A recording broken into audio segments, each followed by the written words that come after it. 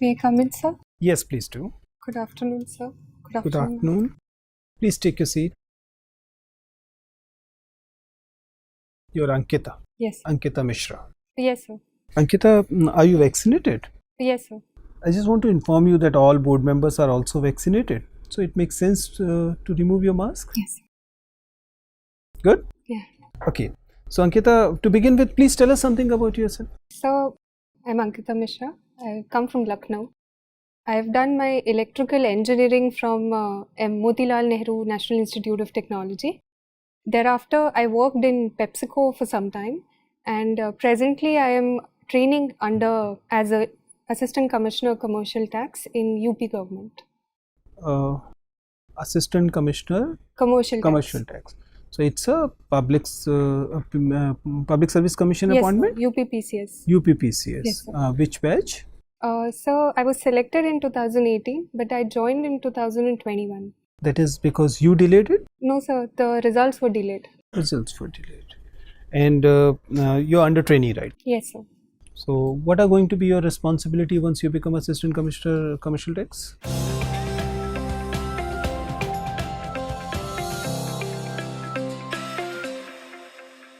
So the most important responsibility as Assistant Commissioner Commercial Tax is to provide registration to the new businesses, and to be very vigilant of the fact that the quality of tax base for the government as well as the quantity of tax collection remains growth, like it should have a growth perspective.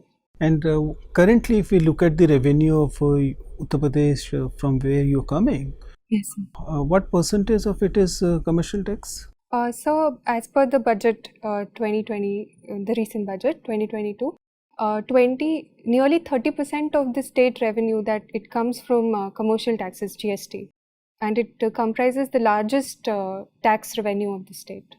Tell me, if you look at the GST part here, do you believe that the states, all states, have lost their ability to maneuver the finances of the state because of the GST? They cannot alter the tax slabs. So GST, the amendment itself, 101st Amendment itself has a GST Council, and GST Council works on the principle of cooperative federalism. Which is very beautifully placed, but the fact is that it effectively means center. So there, most of 2/3 of the voting share is given to the states, and the quorum is 75%. So no, it further reduced the single state to minimal. So I think it was brought by a constitutional amendment in which obviously, I mean, we are not saying that it should be there or should not be there. Yes, My sir. question is, its impact is that the North states do not have the kind of maneuverability they used to have earlier in terms of revenue. So, but if we see the other positive aspects of GST, like increasing the tax base because of increased registration, then increasing compliance, and then one nation, one market that it is bringing on, the revenue of the states is also increasing. Like we've seen, in spite of the economic hit that the country had faced, we have seen record GST collections. It is nearly about 1.4 lakh crores and it has been over 1.3 lakh crores over 2 quarters of 2021. So as a whole, if we see, the tax revenue of the states is also improving. Like for Uttar Pradesh also, in the last 2 quarters, the tax revenue has seen percentage growth.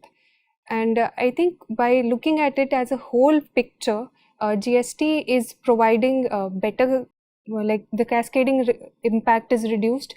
So for consumer, it is better. It is also better for the manufacturing and the MSME sector, and it's also good for the government. So as a whole, I think the impact is on a positive direction. Okay, thank you, Ankita. Ankita. Yes, ma'am. As a resident of Uttar Pradesh, can you just enumerate 2 major social challenges?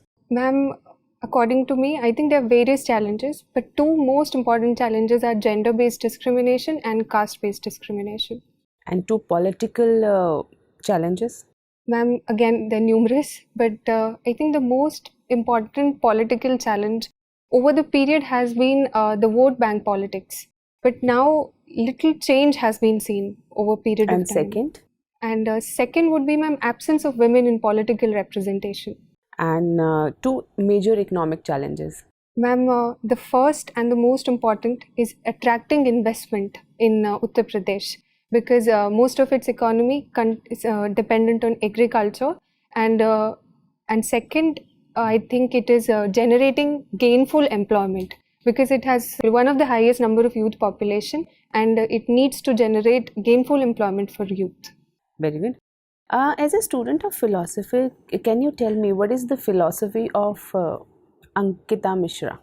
As I've read philosophy over time, I've realized that there's no one absolute philosophy. This is what the subject of philosophy teaches.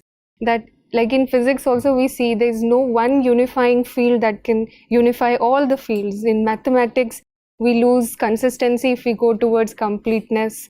Similarly, in ethics also, there's no one specific law that could be applied. So I don't have a specific philosophy that I can apply to all the aspects of my life.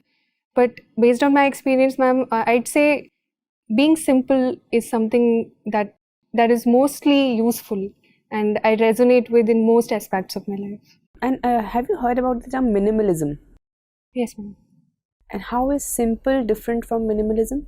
Ma'am, simplicity, as I understand it, is more of an internal concept. Your own desires, your own ambitions and aspirations, your thoughts, your emotions, it deals with more internal concept. While minimalism would be little externalized, like needing minimum material things, or organizing the environment around you so that you waste less amount of time and resources. That would be minimalism. Are you ambitious? Yes, ma'am, I am. Okay, isn't being simple and being ambitious a little contradictory? Gandhiji was the most ambitious man, but he was also known for his simplicity. So they are not mutually exclusive. I am ambitious, and I would find the simplest way to attain my ambition. That is my simplicity, ma'am. Very nice. Can you tell me which philosophy do you find most logical? Take into consideration Western and Indian both. Ma'am, from the perspective of logic, if I see, I find Advait Vedanta to be very consistent. But if I see the logical applicability in present scenario, I find Buddhism quite relevant. Very true. You are from Gorakhpur. I was born in Gorakhpur. You were born in Gorakhpur. Do you have any idea about the mythology behind your that particular region, the Gorakh? Yeah, ma'am, it's associated with Nath Panth. Nath Panth is a aesthetic school that believes in Hatha Yoga. It is a very egalitarian school of thought that does not believe in any kind of discrimination of caste or degree of highness or lowness. Okay, my last question to you. If your superiors intimidate you, you are posted in some district, and if your superiors intimidate you and there is no other way out, and you want to complain and there is no way to complain even, what will you do? I think there are multiple guidelines that are available to me. First of all, there are constitutional values that will guide me. They are not harassing, they are not doing anything, they are just saying you relax, we'll do all the work. I have not worked so hard for so many years to go and relax. I'm there to make myself effective and present. So I will not sit silently, but at the same time, I don't believe in creating a lot of friction also, because then the system won't work. So I would try and I would find the soft spot, somebody I can influence first with my capabilities, and from there on I will build on I will let my work speak for my credit, ma'am. Thank you so much. Hello, Ankita. You are from Uttar Pradesh. Yes, and known for such a huge human resource. Yes, sir. Do you think that the demographic dividend that India has can also be a disaster? Yes, sir. I think it is a potential, and it will depend on the way we harness it. If we are not able to create, firstly, skill people to meet the challenges of coming century and create employment for them, then it can turn into a disaster. But government has taken a lot of steps in that direction and is cognizant of this fact. And we can see that India is also progressing on various fronts because of its youth population and primarily led by information technology and services Any sector. country that can act as a role model for India? Like there are so many countries who Yes, have done sir. very well with their human capital investment. I think so. Japan is one country that has And invested any very three well. lessons that India should take from Japan? So, firstly, their work culture. They are known for their discipline, punctuality, and this is where India can learn from the most. So Uh, Indians are not punctual, or So, my observation has been I've worked in PepsiCo also, and I've seen Japanese workers work while they come from Japan for the maintenance of the machines, okay, and their aptness, accuracy is unmatchable. fine. Second one, first is the punctuality. You said work culture. Second, Second, sir, their investment in research and development. okay. And third would be health is an important sector for human resource development. And what is the percentage of budget for the research and development in Japan? And if we compare it to the India, I know that it is greater than India. I am not sure of the exact percentage, sir. okay, perfect. Another problem that we see in this region, like agriculture is so very high, Yes.